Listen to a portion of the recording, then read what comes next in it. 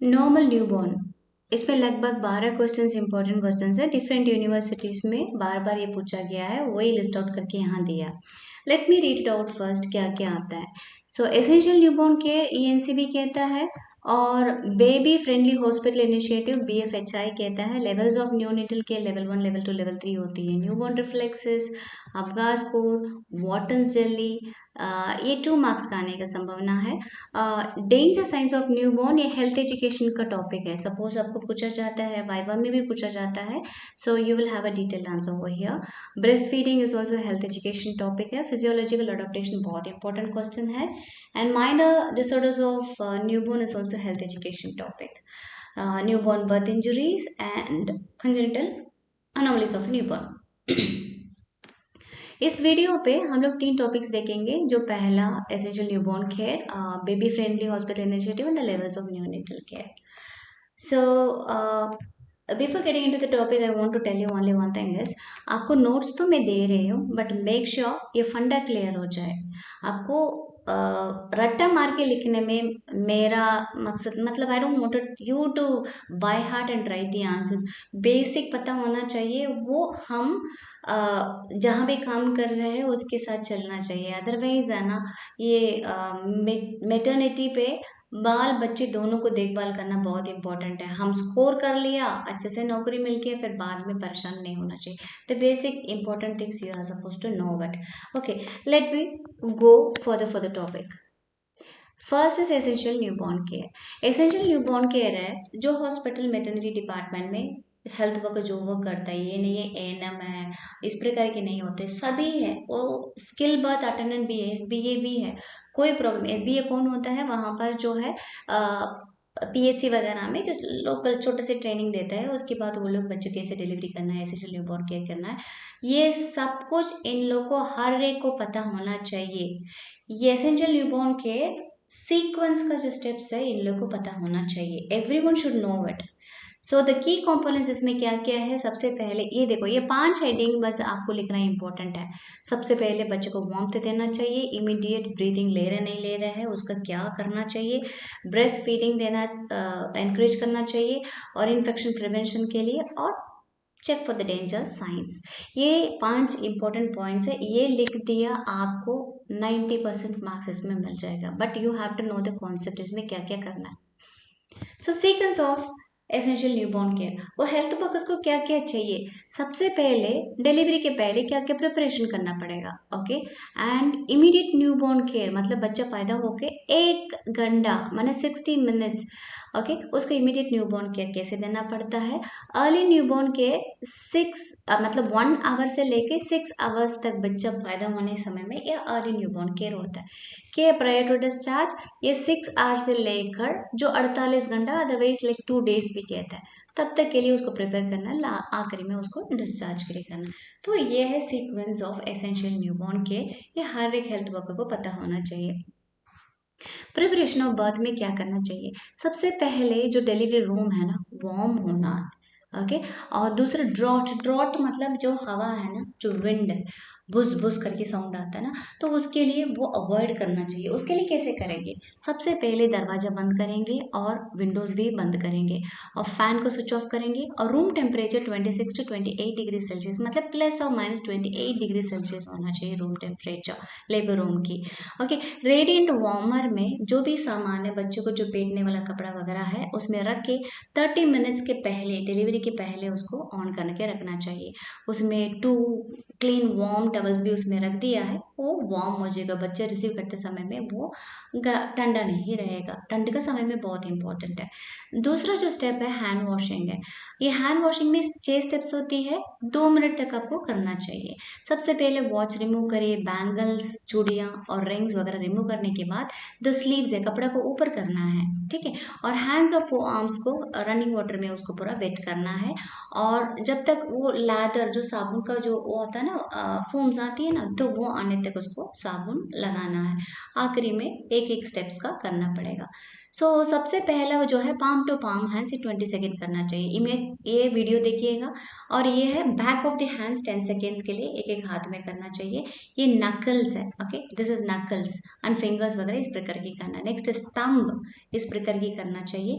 और ये है फिंगर टिप्स है 10 सेकेंड्स के लिए। ब्रिस्ट और आर्म्स ये है 10 सेकेंड्स के लिए। इस प्रकार की वॉशिंग चलना चाहिए, कंटिन्यूसली चलना चाहिए फॉर 2 मिनट्स। उसके बाद आपको स्टेरिलाइज ग्लव्स पहनना चाहिए। लेफ्ट हैंड में ले लिया है, सॉरी राइट हैंड में ले लिया है बॉटम फोल्ड से, और उसके बाद इंसर्ट कर लिया, और जो लेफ्ट हैंड से ऊपर पकड़ लिया, देखो ये टिप पर टच नहीं कर रहा है, राइट, और उसके बाद वो इंसर्ट कर लिए हैं। एंड ये जो sterilised high level disinfectant delivery kit होती है, तो ये लेके आपको वार्मर के नीचे में रेडी करके रखना चाहिए। It is not necessary towel, बस वार्मर के नीचे में रखते सही है। उसमें कॉर्ड क्लैंप होना चाहिए, और जो कॉर्ड टाई और सिजर्स कट करने के लिए म्यूकस सकर है, ये कैप और सॉक्स और बैग मास्क प्लस 2 टवल्स भी चाहिए। बैग एंड मास्क को पहले चेक करना पड़ेगा। उसको चेक करने के 3 स्टेप्स होती है। सबसे पहले फिट करो मास्क को, और इन्फ्लेट, इसको इन्फ्लेट करता है, रीइन्फ्लेट करता है, और स्क्वीज करके हाथ में लगा के देखना है। देखो इस प्रकार की साउंड आ रहा है, इसका मतलब it is working well. Pressure देना पड़ेगा पाम में। और उसके बाद बच्चे को बर्थ एस्फिक्स से प्रिवेंट करने के लिए तैयारी करना चाहिए, जैसे ऑक्सीजन वगैरह सप्लाई है, लो बर्थ वेट और प्रीटर्म बेबी के लिए जो भी है उसको रेडी करके रखना चाहिए, और विटामिन के और न्यूनेटल वैक्सीन वगैरह करना है। और जो बच्चा पैदा हो गया, जो पहला करना है इमीडिएट न्यू बॉर्न केयर में क्या क्या करना चाहिए। बच्चे को डिलीवरी करके माँ का एब्डोमेन के ऊपर डालने के लिए प्रिपेयर करना चाहिए, ओके। उसके बाद तुरंत टाइम बताना पड़ेगा, बिकॉज वेरी इंपॉर्टेंट टाइम, क्योंकि आपका स्कोरिंग का एक मेडिकली, दूसरा उन लोग को टाइम का बहुत इंपॉर्टेंट फर्क पड़ता है। Okay, rule out meconium and Likert. Likert में मेकोनियम है क्या देखना है। सपोज बच्चा रो नहीं रहा है मेकोनियम के कारण से, इसे सक्शन करना जरूरत है, अदरवाइज सक्शन करने की जरूरत ही नहीं है। सक्शन करने के बाद तब ड्राई करना पड़ेगा जब मेकोनियम वगैरह एस्पिरेट हो गया तो। और माँ का एब्डोमेन में डालने के बाद बच्चा ब्रीथ कर रहा है, और देखने के बाद बच्चे को ड्राई करना चाहिए। बच्चा अच्छे से ब्रीथ कर रहा है, और बच्चे को माँ का एब्डोमेन में डालकर टवल डालकर उसको कवर करना। माँ और बच्चे को दोनों को वार्म रखना चाहिए। गीला कपड़ा जो भी है उसको निकालना चाहिए। जो यहाँ पर जो पल्स है ना, ये वाला जो इंडेक्स फिंगर है और जो दूसरा फिंगर के बीच में जैसे सीजर पकड़ते हो उस प्रकार की पल्सेटिंग हो रहा नहीं हो रहा देखना है, और कॉर्ड कट करना पड़ेगा 1 से 3 मिनट का अंदर में, मतलब unless and until it is necessary 1 से 3 मिनट तक उसको कट करना चाहिए। ये 2 टाइज जो होती है, राइट, जो क्लैम्प्स होती है, यहाँ से ये 5 सेंटीमीटर, यहाँ से 10 सेंटीमीटर के बीच में लैप लगा के बीच में कटना चाहिए। स्किन टू स्किन कांटेक्ट इस प्रकार की माँ के ऊपर एब्डोमेन में रखना चाहिए, और प्रोन पोजीशन में बच्चे को रखे, और जैसे उसका हेड है ना, थोड़ा सा ब्रेस्ट के साइड में उसमें स्लाइटली टर्न किया जाए, क्योंकि वो है ना रूटिंग रिफ्लेक्स उसको स्टार्ट हो जाएगा। जैसे उसको निपल है वहाँ पर उसको लगेगा, तो वहाँ पर उसको मुंह लेके जाएगा। नंबर 1, बच्चे को कैप लगाना है, और उसको पैर में सॉक्स लगाना पड़ेगा। माँ को बोलना अच्छे से पकड़ने के लिए, और ड्राई कपड़ा से उसको कवर करना चाहिए। ब्लैंकेट माँ और बच्चे दोनों को पकड़ के कवर करना चाहिए। बट रिमेंबर, माँ उस समय में टायर्ड रहेगी, तो इसलिए उसको जो रिलेटिव्स होते हैं उसको बोलना है इसको अच्छे से पकड़ने के लिए, नहीं तो बच्चा नीचे गिर जाएगा। That will be a legal case, okay. बच्चे गिरना भी नहीं चाहिए, बच्चा गिर जाएगा तो एक्सपायर भी होने के चांसेस होते हैं। तो लापरवाही नहीं होना चाहिए हमारा, राइट। और मेजर मैलफॉर्मेशन चेक करना है, बर्थ इंजरीज चेक करना पड़ेगा, और माँ के स्किन कांटेक्ट में ही रहना चाहिए जब तक प्लेसेंटा डिलीवरी नहीं हो रहा, तब तक माँ का एब्डोमेन में रहना चाहिए वो। और उसके बाद माँ को सपोर्ट करना है, प्लस रिलेटिव के साथ उसको देना पड़ेगा। बच्चे जब फीडिंग का क्यूज, मतलब कुछ क्लूज दे रहा है, जैसे बच्चा मुंह खोल रहा है, उसको जीभ को बाहर कर रहा है, चाट रहा है, लाइक लिकिंग है, राइट, रूटिंग है, जैसे उसको निपल के साइड में उसको टर्न करो उनका फेस, इस प्रकार की है, तो माँ को बोलना है ब्रेस्ट फीड करवाने के लिए। तो ब्रेस्ट फीड आधा घंटे के अंदर में करवा दिए तो बच्चा अच्छे से सक करेगा, और अच्छे से उसको न्यूरॉन्स वगैरह एक्टिवेट होगा। उसके बाद बेबी का जो टैग है, हाथ में नहीं तो पैर में उसको बांधना चाहिए, जैसे नाम है माँ का, मदर का नेम है, उसका नंबर वगैरह उसमें होना चाहिए। और उसके बाद डेंजर साइंस चेक करना है, जैसे बच्चा सांस ले रहा है नहीं तो कुछ और भी प्रॉब्लम है वो देख करना है, और उसकी अनुसार में एक्शंस भी लेना चाहिए। और कंजेंटल मालफॉर्मेशन, जैसे क्लेफ्ट लिप है, क्लेफ्ट मतलब फटी है, देखो पैलेट है, ये मुंह खोलेंगे तो क्या होगा, पैलेट फटे रहेगा। एंड स्पाइना बाइफिडा वगैरह, यहाँ पर जो है ये जो वर्टिब्रल कॉलम से बीच में जो मैनेजेस वगैरह बाहर आती है ना, तो ये मैंने जो माइलोसील कहता है, बट बात ये है थोड़ा बहुत हल्का दिखाई देता है spina bifida, this is open actually, right. ये है क्या है वो चेक करना है। सो 6 घंटे से लेकर 2 दिन तक उसका क्या देखना है, सबसे पहले प्रायर टू डिस्चार्ज है तो उसमें क्या बोलना चाहिए, बच्चा अच्छे से ब्रीथ कर रहा है, उसका टेम्परेचर नॉर्मल है, ज़्यादा नहीं होना चाहिए, ज़्यादा हो जाएगा तो 5 साल के अंदर बच्चे को फेब्रल कन्वर्जन्स हो जाएगा, झटका आने लगेगा, कन्वल्शंस, राइट। और कम भी हो जाएगा, हाइपोथर्मिया हो जाएगा, साथ साथ हाइपोग्लाइसेमिया भी होगा। सो ये डेंजर साइंस में हम पढ़वा देंगे। और कॉर्ड स्टम्प, इसको बोलते हैं cord stump, okay.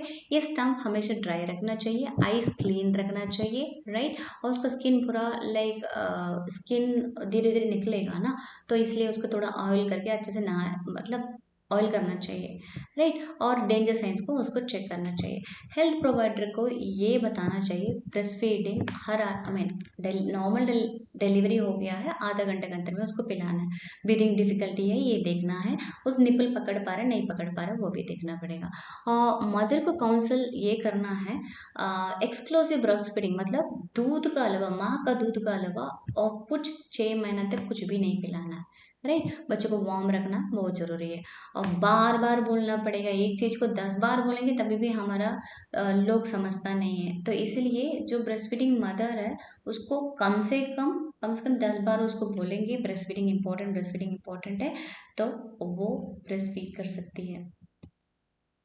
Do not suction, suction कभी करना नहीं चाहिए जब उसका नोज और माउथ जब तक ब्लॉक नहीं है, राइट। सो ब्लॉक्ड है मेकोनिम से ये हो गया, तब उसको सक्शन करने के बाद ट्राई करना चाहिए।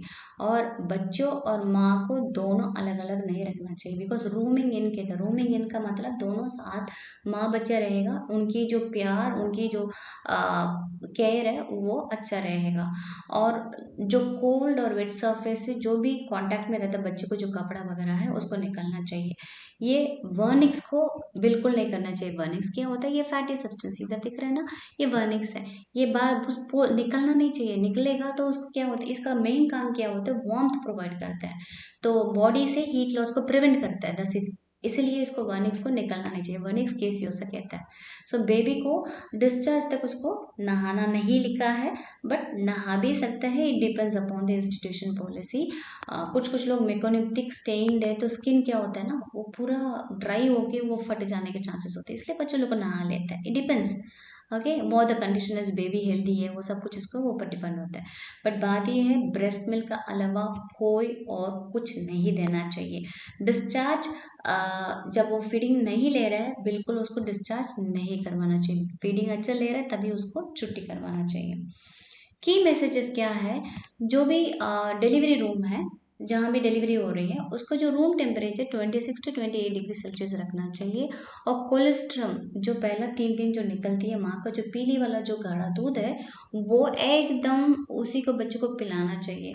ये पिलाएगा बच्चा स्ट्रांग रहता है, क्योंकि उसमें इम्यूनोग्लोबुलिन्स वगैरह बहुत ढेर सारा चीज़ जो होती है बच्चे को तंदुरुस्त रखता है, राइट। और न्यूबॉर्न और मदर को डेंजर साइंस के बारे में बताना चाहिए, और उन लोगों को डेंजर साइंस पता चल जाता है तुरंत हॉस्पिटल आने के लिए भी उनको गाइडेंस देना चाहिए। और एक्सक्लूसिव ब्रेस्ट फीडिंग के बारे में बताना चाहिए 6 महीने तक। Danger science, family planning, because वो तुरंत दूसरा बच्चा पैदा करेगी ना तो उसको पूरा अनीमिया हो जाएगा, उनको खोने के भी चांसेस होते हैं, इसलिए उसको फैमिली प्लानिंग इंपॉर्टेंट है। हाइजीन में रखना के लिए बोलना चाहिए। This is actually essential newborn care खत्म हो गया है, बट बात है दक्षा करके कुछ ट्रेनिंग हुआ था, सो उसके बारे में भी बता देते हैं, सो दैट ये गवर्नमेंट ऑफ इंडिया ने ये सब कुछ बैनर्स वगैरह देता है ना, तो let me also discuss about this so that it will enable to understand what it is.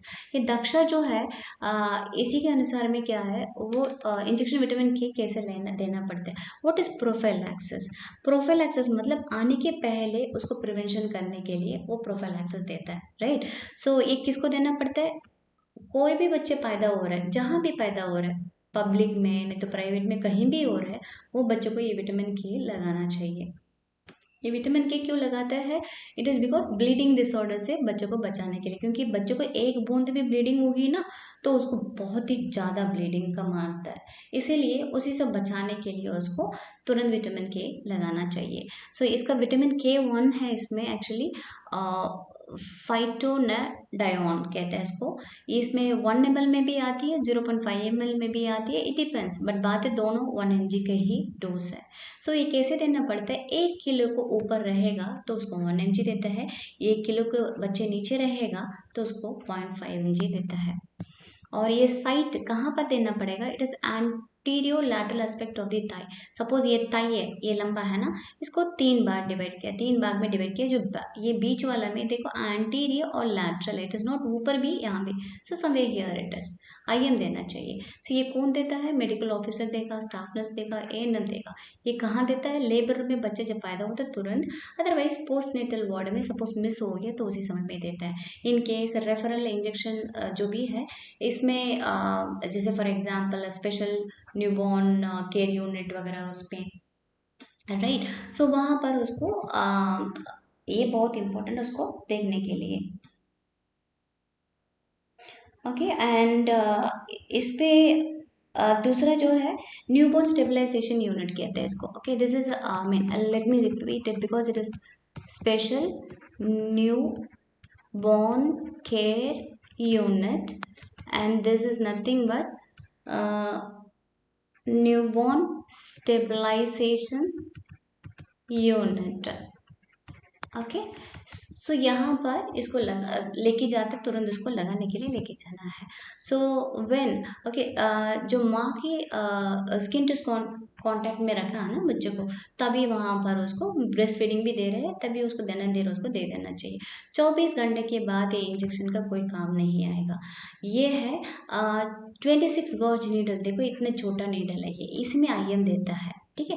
ये 1 ml सिरिंज है, ये एक्चुअली ट्यूबरकुलन सिरिंज कहता है, 40 डिविजन्स में आएगा तो इंसुलिन सिरिंज भी कहता है। इट डिपेंड्स वेयर कौन सा इंस्टीट्यूशन में कौन सा वाला यूज हो रहा है, वो डिपेंड्स अपॉन दैट, ठीक है। और स्टोर रूम टेम्परेचर में ही रखना है, ड्राई प्लेसेस में रखना, अदरवाइज इसका कोई ज़्यादा एक्स्ट्रा वर्क करने की जरूरत नहीं है। ये लेबर रूम का रजिस्टर में लिखना चाहिए, केस शीट में इसको लिखना है, और रेफरल स्लिप में भी लिखना है सपोज पेशेंट को बेबी को रेफर कर रहा है, और डिस्चार्ज समरी में भी ये लिखना जरूरी है। सो दक्षा में प्रिवेंटिंग कॉम्प्लिकेशंस इन न्यूबॉर्न ये इम्पोर्टेंट है। एक्चुअली ये एसेंशियल न्यूबॉर्न केयर नहीं है, फिर भी I am just giving this because ये सब पोस्टर्स है, बाद में आपको मौका नहीं मिलेगा पढ़ने के लिए, मिलेगा भी नहीं, दैट्स व्हाई आई थॉट होगी इस वीडियो में इंक्लूड कर लेती हूँ। सो ये कॉम्प्लिकेशंस में 3 चीज प्रिवेंट करना पड़ेगा न्यूबॉर्न्स में। सबसे पहले जो हाइपोथर्मिया, और दूसरा जो है इन्फेक्शन से प्रिवेंट करना है, और तीसरा से एस्फिक्सिया से प्रिवेंट करना है। Let we read one by one. So बच्चों को रेगुलरली मॉनिटर करना चाहिए, उसको टेम्परेचर सपोज 36.5 डिग्री सेल्सियस है, मीन्स 96 आसपास में उसका टेम्परेचर कम हो जाता है ना, इस बहुत इंपॉर्टेंट है, बिकॉज हाइपोथर्मिया हो जाएगा बच्चों को, क्या होगा उसका हाइपोग्लाइसीमिया भी हो जाएगा।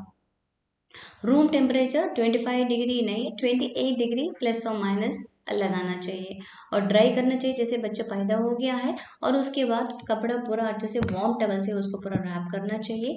और न्यूबॉर्न रेसिस्टेशन हीट सोर्स का अंदर में रखना चाहिए। फॉर एग्जांपल रेडिएंट वार्मर आधा घंटे के पहले रख दिया, थोड़ा वार्म रहेगा तो वहीं पर रेसिस्टेशन करना चाहिए। स्किन टू स्किन कॉन्टैक्ट जितना देर रखना है माँ का एब्डोमेन में रखना चाहिए। अर्ली ब्रेस्ट फीडिंग बहुत इंपॉर्टेंट है, और उसका जो सिर में कैप और सॉक्स पहनना बहुत इंपॉर्टेंट है, जैसे स्पेशली ठंडी के समय में।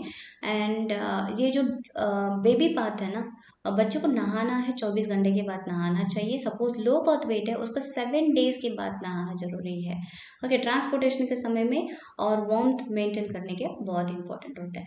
सो इन्फेक्शन प्रिवेंशन के लिए क्या करना चाहिए? इन्फेक्शन प्रिवेंशन के लिए सबसे पहले प्रोफाइलैक्सिस माँ को देना चाहिए, जैसे फॉर एग्जांपल एंटीबायोटिक, जैसे कोई भी माँ आता है मोस्ट ऑफ द हॉस्पिटल्स में एम्पिसिलिन 1 ग्राम IV देता है। और दूसरा जो है use of partograph is more important. तो इसके लिए क्या करना पड़ेगा, दिस पार्टोग्राफ है, ये सीखना जरूरी है। फीटल हार्ट रेट है, सो बच्चे को दिल धड़कन है क्या, ये सर्वाइकोग्राफ है, सर्विक्स अच्छे से मतलब डायलेट हुआ टाइम पे, अलर्ट लाइन के पहले डिलीवरी हो गया क्या, तो ये सब कुछ उसको मॉनिटर करना आपको इम्पोर्टेंट है। ये सब पता चलेगा तो ऑटोमेटिकली वो बच्चे को बचा सकता है। पीवी बार बार ना करना चाहिए, क्योंकि पेरिफेरल एग्जामिनेशन 4 घंटे में एक बार ही लगाना चाहिए, बट बार बार पीवी करेगा इन्फेक्शन होने का चांसेस होता है। और 6 क्लीन्स को फॉलो करना चाहिए। 6 क्लीन्स का मतलब है जो डिलीवरी करने वाला जो दाई है उनका हाथ क्लीन होना चाहिए, वहाँ पर डिलीवरी होने का जगह जो डिलीवरी प्लेस वो साफ होना चाहिए, और माँ का जो पेरिनियम डिलीवरी होते समय बच्चा जब बाहर आ रहा है ना, पेरिनियम साफ होना चाहिए, और कॉर्ड कटिंग का जो प्रोसीजर है वो भी साफ होना चाहिए। जो कॉर्ड मतलब जो कॉर्ड क्लैंप लगाता है ना, वो टाइंग कहता है, तो वो भी इम्पोर्टेंट है, और कॉर्ड केयर भी। ये 6 क्लीन्स को फॉलो करना चाहिए। उसके अलावा हैंड हाइजीन बहुत इंपॉर्टेंट है, जैसे बोला ना 6 स्टेप्स 2 मिनट्स में करना चाहिए, वो फॉलो करना चाहिए। और ब्रेस्ट फीडिंग आधा घंटे के अंदर में कर लिया है। और ये pre lacteal feeds for example जो हनी ये सब कुछ दिलाते हैं पिलाने के लिए, वो सब कुछ अवॉइड करना चाहिए। ड्राई कॉर्ड केयर, वहाँ पर बीटाडिन लगाने की जरूरत नहीं, ना ऑइंटमेंट लगाने की जरूरत है, बस ड्राई उसको रखना जरूरी है, बिकॉज 7-8 दिन में वो गिर जाएगा। अननेसेसरी इंटरवेंशन वगैरह करने की जरूरत नहीं। फॉर एग्जाम्पल सक्शनिंग, बच्चा ऑलरेडी रो दिया तो क्या जरूरत है उसको सक्शन करने के लिए, जब जरूरत है तभी उसको लगाना चाहिए। और एस्फिक्सिया का मतलब है, मतलब बच्चा सांस नहीं ले रहा है, no breathing at all, cessation of breathing कहते हैं उसको, ठीक है। तो पार्टोग्राफ बहुत इंपॉर्टेंट है उसको लगाने के लिए। और वहाँ पर बर्थ कंपनी मतलब जो साथ पेशेंट के रिलेटिव जो साथ रहता है ना, उसको बहुत सपोर्ट देना पड़ेगा। So suppose pre term birth है तो एएनसी से उसको मतलब एंटीनेटल केयर उसी समय में चेकअप में आती है, तभी उसी को पहले से उसको बता के रखना चाहिए। ओके, ये ऑगमेंटेशन अवॉइड करना। What is augmentation is, for example pain आ गया है और हल्की फुल्की आई, उसके बाद वो बंद हो गया, तो उसके बाद क्या होता है, ऑक्सीटोसिन इंजेक्शन और ऐड करवा देते हैं, क्योंकि पेन बढ़ा के जल्दी से डिलीवरी करवाने के लिए कोशिश करते हैं। Please this has to be avoided. और मेंटेन हाइड्रेशन मीन्स 5% डेक्सट्रोज लगाना है तो आईवी लगा सकता है, नहीं तो ओरली सिप्स ऑफ फ्लूइड्स ले रही है तो ओरली ले सकता है। और लेफ्ट लैटरल पोजीशन में उसको लेटना चाहिए। और माँ को ये कंट्रैक्शन जब आती है तभी पुश करना चाहिए, अननेसेसरी बीच बीच में नहीं push, sorry mean during contraction के समय में ही पुश करना चाहिए, उसका अलावा कभी नहीं पुश करना चाहिए, ठीक है। Ask mothers to take deep breath, जब लंबी लंबी सांस ले रही है कंट्रैक्शन का समय में, that will be very comfortable for her. And finally फंडल pressure labour में नहीं देना चाहिए, this is what the फंडल pressure is, ये बिल्कुल नहीं देना चाहिए, इस प्रकार की देखा यूट्रस बाहर आ जाएगा, so that will be a problematic later on. So ये है नाजुक बच्चा नाजुक नाल, इनका रखे विशेषण ख्याल। ओके, एक बार पढ़ लेती हूँ, कुछ प्रोनाउंसिएशन में गलत है, आई डोंट नो, बट फिर भी एक बार पढ़ लेती हूँ। ओके, नाल को साफ और सूखा रखे, नाल को अपने आप सूखकर गिरने दे, मतलब you don't have to pull it out, आपको पुल करने की जरूरत नहीं, वो अपना आप गिर जाएगा। स्वच्छता और सफाई का विशेषण ध्यान रखे, और बच्चे को साबुन से हाथ धोकर ही छुए, मतलब हैंड वॉशिंग बहुत इंपॉर्टेंट है, जब भी बच्चा छूना चाहता है उसके पहले हाथों की छूना चाहिए। ओके, नाल में कोई भी फर्क दिखे, जैसे मवाद या खून आए तो तुरंत स्वास्थ्य केंद्र ले आए, बिकॉज मवाद आएगा, इन्फेक्शन हो गया, ब्लीडिंग हो रहा है तो बच्चे को बहुत बड़ा प्रॉब्लम है, उसको तुरंत हॉस्पिटल लेके आना चाहिए, ठीक है। नवजात शिशु को सिर से पैर तक साफ कपड़े से लिपट कर रखे, क्योंकि बहुत इंपॉर्टेंट है, बिकॉज हाइपोथर्मिया हो जाएगा तो बच्चे को प्रॉब्लम हो जाएगी। बीमार व कमजोर बच्चों को 7 दिनों तक ना नहलाए, इमीडिएटली नहाने की जरूरत नहीं है, 7 दिन तक वैसे ही रहेगा, बट कुछ लोग और ज़्यादा भी ले लेते हैं तो वो भी गलत होता है। ओके, बच्चे की नाल पर घी, हल्दी, तेल, पाउडर आदि कुछ भी ना लगाए, ये सब कुछ लगा दिया ना, कुछ लोग गोबर भी लगाता है, ये लगाने के कारण से बच्चों को इन्फेक्शन होके निकल जाए, मतलब इन्फेक्शन होके बच्चे खत्म होने के चांसेस होते हैं। ओके, शिशु को इन्फेक्शन की संभावना अधिक होती है, इसलिए उसे बाहरी वस्तुओं से बचाना जरूरी है। Secondly, baby friendly hospital initiative. So baby friendly hospital initiative में 10 स्टेप्स होती है। ये क्यों? It is successful breast feeding के लिए encourage करने के लिए। सो WHO और यूनिसेफ ने मार्च 1992 पे ये प्रमोट किया गया। इसमें 3 प्रिंसिपल्स है, नंबर मतलब एम्स है। नंबर 1 प्रोटेक्ट करना है, प्रमोट करना है, और तीसरा सपोर्ट करना ब्रेस्ट फीडिंग का। सो ये तीनों के इसके लिए WHO ने ये वाला जो बनाया, इसमें वो 10 स्टेप्स क्या क्या है, ठीक है। सबसे पहले जो है रिटन ब्रेस्ट फीडिंग पॉलिसी होना चाहिए। पॉलिसी का मतलब है एक डॉक्यूमेंट जैसे उसको लगा के मतलब लिख के उसमें साइन करना पड़ता है, वो क्या बोलता है, पॉलिसी बनाना पड़ता है। उसके बाद वहाँ पर दीवार में लटका रहता है। दीवार में लटकाने के लिए नहीं है, बट सब लोग इसको फॉलो करना चाहिए।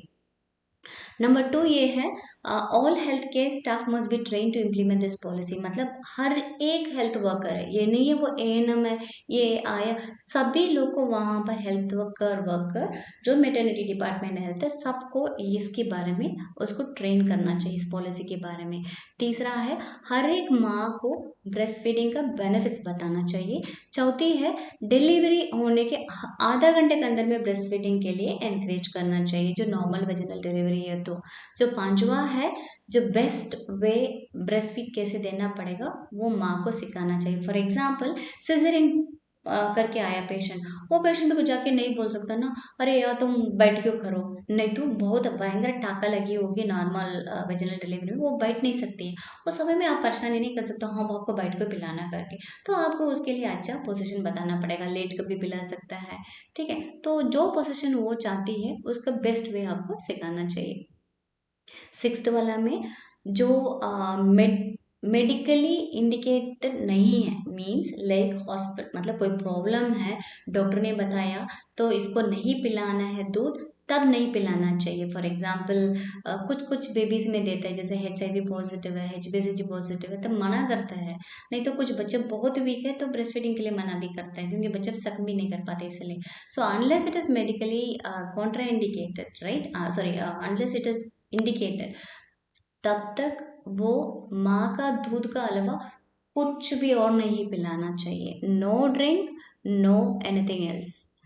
सो रूमिंग इन मैंने 24 घंटा माँ और बच्चे साथ साथ रखना चाहिए, सो दैट उसको जो बॉन्डिंग बने, राइट। सो आठवीं है, एनकरेज डिमांड ब्रेस्ट फीडिंग। मतलब बच्चे को जब भूख लगता है तो क्या करेगा, रोएगा। जब रोएगा तो डिमांड कर रहा है, माँ मेरे को जल्दी से दूध पिला दो, तो इन दैट केस उसको पिलाना चाहिए। नहीं तो आप और पी लो और पी लो, जबरदस्ती पीते रहेगा तो क्या होगा, पेट तो फूलेगा और कुछ नहीं ना। तो इसलिए डिमांड फीडिंग बहुत इंपॉर्टेंट है, वो एनकरेज करना चाहिए। बट ध्यान दें, बहुत ज़्यादा देर डिमांड फीडिंग मांगा नहीं, और बच्चे सो रहे करके भी नहीं सोचना, ठीक है। 4 घंटे के वो अंदर ही में वो रो लेता है। ओके, जो नवा पॉइंट है, no artificial teat to the baby should be given. Teat देखो तो मुंह में टोस के रखा है इस इमेज में, तो इसी को टीट कहता है। ये देखो ये टीट है, राइट। ये वगैरह नहीं देना चाहिए, जबरदस्ती उसको मुंह पे लगा दी, मुंह बंद हो जाएगी उसका। इसका बेटर जिप लगा दें उसको बच्चे को, है ना। तो नो आर्टिफिशियल टीच वगैरह देना चाहिए। और breast support groups are established, मतलब एक हो सकता है इसको ब्रेस्ट फीडिंग हो रही है, इसको प्रॉब्लम हो रही होगी, तो दूसरा माँ कोई भी हो तो वहाँ ग्रुप है, तो उनसे पूछ सकते हैं, अरे तुमने क्या किया यार, मुझे बहुत दर्द हो रहा है, तो एक दूसरे से हेल्प हो जाएगी। सो इसी को बोलते हैं ब्रेस्ट फीडिंग सपोर्ट ग्रुप्स कहते हैं। So that has to be encouraged. So breast feeding baby friendly hospital, ये 10 स्टेप्स का अलावा भी थोड़ा से और भी करना चाहिए था, but it is on go. Infant immunization के लिए, टीकाकरण के लिए, ORS रिहाइड्रेशन सॉल्स, ORS है ना, जो डायरियल डिहाइड्रेशन के लिए भी, और प्लस बच्चों को जो ग्रोथ एंड डेवलपमेंट का जो मॉनिटरिंग के लिए भी ये होने के लिए प्लानिंग पे है। Levels of neonatal care. So levels of neonatal care में ये लेवल 1 होते हैं, लेवल 2 होते हैं, लेवल 3 होता है। लेवल 1 जो वेट के अनुसार में, लेवल 1 में 2 किलो के ऊपर होगी, और यहाँ पर 1.5 किलो से लेकर 2 किलो, और यहाँ से लेस देन 1.5 किलो वाला बच्चे लेवल 3 में रहता है। Gestational age, okay, gestational age, तो ये क्या होता है, 37 वीक्स के ऊपर वाले बच्चे हैं, पूरा टर्म बेबीज कहता है, तो बच्चे में कोई प्रॉब्लम नहीं हो सकता। बट लेवल 2 होता है तो 32 टू 36 वीक्स होती है, और लेवल 3 में लेस देन 32 वीक्स होता है। और इसमें केयर के अनुसार में देखेंगे थोड़ा से काम होगी, यहाँ थोड़ा से बीच की इंटरमीडिएट की काम होगी, बट यहाँ पर हाई रिस्क की काम बच्चों को बचाना बहुत इंपॉर्टेंट है, बिकॉज बहुत बहुत सीरियस है baby, right. So basic care यहाँ पर क्या दिया जाएगा लेवल 1 में, उसको वार्म मतलब गर्म रखेगा, और प्लस अच्छे से सांस ले रहे हो वो देखेगा, और न्यूट्रिशन अच्छे से ब्रेस्ट फीडिंग ले रहा नहीं ले रहा है, कैसे उसका एडजस्ट करना है वो देखना है, इन्फेक्शन को प्रिवेंट करना पड़ेगा। लेवल 2 में रिससिटेशन फैसिलिटीज वगैरह देना पड़ेगा, जैसे एम्बू बैग वगैरह वहाँ पर रखना पड़ेगा। Thermo regulation procedure, for example जो वार्मर होता है ना, रेडिएंट वार्मर वो करना है, वो भी रखना इसमें होता है। और आईवी इन्फ्यूशन के लिए या दिस इज आईवी इन्फ्यूशन के लिए वो भी रखे जाएगा। Gastric feeding that is NG feeding है, राइस ट्यूब फीडिंग भी कहते हैं ना, बच्चों को जो न्यूबॉर्न जो वेट कम रहता है तो उसको जरूरत पड़ता है ना, तो इसलिए वो उसके लिए भी, ये फोटोथेरेपी के लिए भी, एक्सचेंज ब्लड ट्रांसफ्यूशन के लिए भी, और प्लस एसेप्टिक प्रोसीजर्स वगैरह फॉलो करने के लिए लेवल 2 में होता है। लेवल 3 में क्या होता है, सेंट्रलाइज्ड ऑक्सीजन सप्लाई। जैसे देखो centralised oxygen supply, this is what centralised oxygen means, ये सेपरेटली नहीं है, ये पूरी हॉस्पिटल के लिए एक ही जगह से स्टार्ट होती है। This is what oxygen is and this is what the suction facilities. और इंक्यूबेटर भी है, और वेंटिलेटर्स भी है, और प्लस मॉनिटर्स है, और इन्फ्यूशन पम्प्स है, और ट्रांसपोर्टेशन के लिए एनआईसीयू से उसको वो फैसिलिटीज़ वगैरह भी लेवल 3 में होगा। सो इसमें केयर कौन कहाँ दिया सकता है, लेवल 1 पे घर पे, सब सेंटर पे, पीएचसी में दिया जाएगा, बट लेवल 2 में डिस्ट्रिक्ट हॉस्पिटल और स्पेशलाइज्ड हेल्थ फैसिलिटीज़ में दिया जाएगा। लेवल 3 में हेल्थ फैसिलिटी और टर्सरी हॉस्पिटल में दिया जाता है। केयर प्रोवाइडर कौन है यहाँ पर, लेवल 1 में माँ हो सकती है, लेवल 2 में स्किल्ड नर्सरी होना चाहिए, मतलब वहाँ पर स्टाफ होना चाहिए, पीडियाट्रिशियन भी होगा, और लेवल 3 में स्पेशलिस्ट होगी। 7% of I mean sorry 7th वाला जो पॉइंट है, परसेंटेज ऑफ एडमिशन यहाँ पर 80% रहता है लेवल 1 में, और 10 to 15%, 3 to 5%, बिकॉज ये बहुत कॉस्टली है, बहुत खर्चा लगेगी। लेवल 2 में एक्चुअली उसको दो ग्रुप में डिवाइड किया, लेवल 2A, लेवल 2B। इसमें क्या है, ये मैकेनिकल वेंटिलेशन की अनुसार में उसको दिया गया, मतलब जो ब्रीफ ड्यूरेशन चाहिए, मतलब 24 घंटा का लेस में होगा तो A होगा, सो कंटिन्यूस होगा तो B होगा, और पॉजिटिव एयरवे प्रेशर वेंटिलेशन देना है उसमें लेवल 2 में हो गया। सो लेवल 3 में उसको level 3A B C D इस प्रकार के। लेवल ए में रेस्ट्रिक्शन रहता है, जो मैकेनिकल वेंटिलेशन मतलब 24 घंटा चाहिए, नहीं तो 28 वीक्स का जेस्टेशन के आसपास में बच्चे होते हैं, उस प्रकार की इसके ऊपर होना चाहिए, इस प्रकार के। बट लेवल 3 में नो रेस्ट्रिक्शन, कोई भी बच्चा इसमें रख देता है, और ड्यूरेशन भी कोई प्रॉब्लम नहीं यहाँ पर रहेगा, बट यहाँ पर no major surgery will be there. But in level 3C में मेजर सर्जरीज होता है, बट कंजेनिटल हार्ट अनोमलीज वगैरह यहाँ पर रिपेयर नहीं होती है। बट लेवल डी में सभी होता है, मेजर सर्जरी भी होती है, यहाँ पर सर्जिकल रिपेयर भी होती है, और यहाँ पर कार्डियोपल्मोनरी बाईपास भी होने का चांसेस होता है। ओके, लेवल 2 में 50 स्क्वायर फीट के बीच में एक बेड यहाँ पर है, इसका दूसरे बेड के बीच में केवल 50 स्क्वायर फीट का गैप होगा, बट यहाँ पर 80 to 100 बिकॉज सफिशिएंट स्पेस चाहिए, वहाँ कुछ भी हो सकता है लेवल 3 पे। सो यहाँ पर माँ यहाँ पर होना चाहिए, यहाँ भी because it is very essential, right, उसको दूध वगैरह निकालना इस प्रकार की है। Okay, so nurse patient ratio यहाँ एक नर्स के लिए 2 to 3 पेशेंट्स हो सकते हैं, बट यहाँ पर एक टीम होती है लेवल 3 में।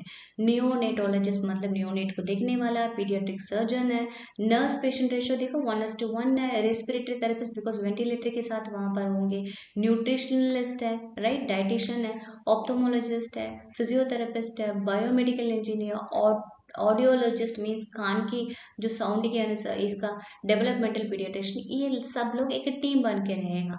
लेबोरेटरी फैसिलिटीज़ में यहाँ बायोकेमिस्ट्री, माइक्रोबायोलॉजी, हेमाटोलॉजी सभी फैसिलिटीज़ पास में होंगे। यहाँ पर ट्रांसपोर्ट को भी वार्म करके बच्चों को लेके जा सकता है, resuscitation, ventilation, monitoring, oxygen supply, ये सब यहाँ पर रहेंगे लेवल 3 पे।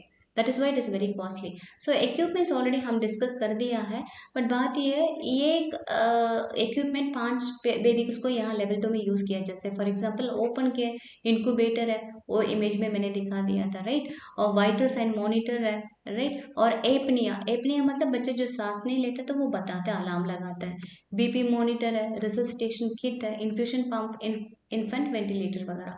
बट लेवल 3 में और ज़्यादा होते हैं, इट इज़ 1:1 मोस्टली यूज़ किया जाता है। इसका इक्विपमेंट दूसरों के साथ नहीं शेयर किया जाता है। एपनिया मॉनिटर मतलब सांस लेना नहीं ले रहे, वो अलार्म बता देगा।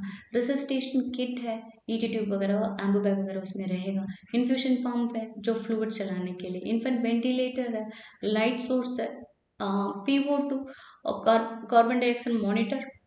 एबीजी मशीन आसपास में इंडिविजुअल नहीं रहेगा, ये कॉमन रहेगा। एबीजी मशीन पूरी यूनिट में रहेगा। ईसीजी मॉनिटर विद डिफिब्रिलेटर रहेगा, राइट। और इन्वेसिव बीपी मॉनिटर पर 1 बेड 100% होना चाहिए।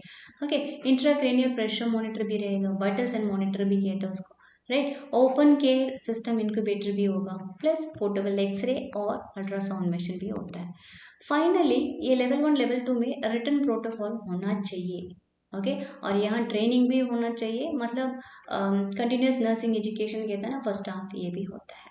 सो these are about the levels of neonatal care. So इसके रिलेटेड में आप डिस्क्रिप्शन में देखिएगा, आपको लिंक मिल जाएगा।